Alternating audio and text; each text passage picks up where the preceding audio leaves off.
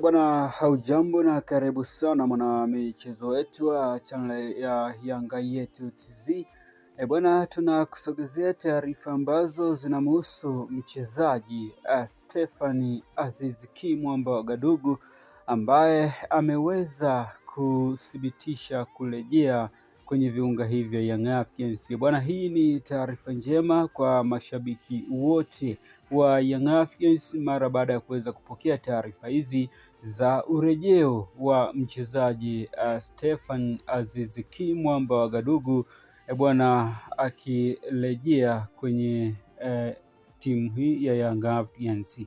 Bwana, haya yote yameweza kuthibitishwa na rais wa klabu ya Young Africans Engineer Hersi kuwa bwana, mchezaji Stefan Aziz Ki ameweza kurejea kwa mara nyingine tena kuja kuitumikia Young Africans. Bwana, nini maoni yako sasa kwa shabiki wa Young Africans juu ya taarifa hizi?